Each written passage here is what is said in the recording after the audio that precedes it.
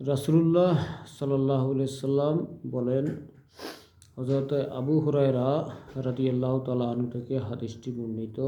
সহিহ বুখারী ২৪৫৩ নম্বর হাদিস। আল্লাহর নবী একদিন বললেন, হে সাহাবায়ে কেরাম, মৃত ব্যক্তির পরবর্তী সময়টা যদি তোমরা দেখতে, তাহলে তোমরা বেশি কাঁদতে, হাসতে কম। তোমরা কম হাসতা, কাঁদতে বেশি, মানে বেশি কন্দন করতা। যদি মৃত্যুর পরবর্তী অবস্থাটা তোমরা দেখতে। রাসূলুল্লাহ সাল্লাল্লাহু আলাইহি সাল্লাম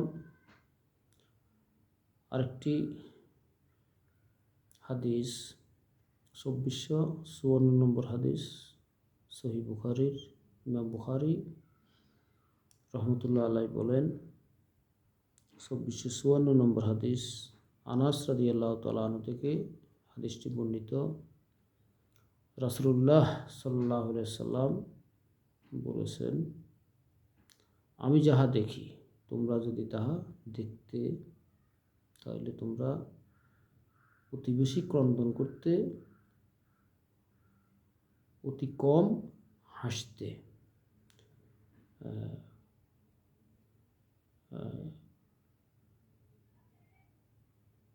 হাসতে কম, কাঁদতে বেশি।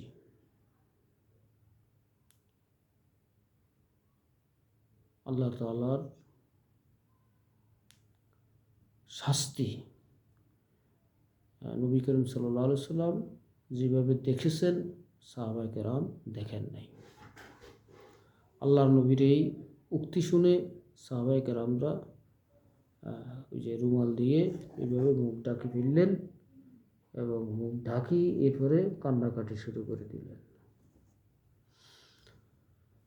আল্লাহ তাআলা আমাদেরকে মৃত্যুর পরবর্তী আযাব থেকে রেহাই দান করুন। আল্লাহুম্মা ইন্নী আউযু বিকা মিন আযাবিল কবর ওয়া মিন আযাবিন নার।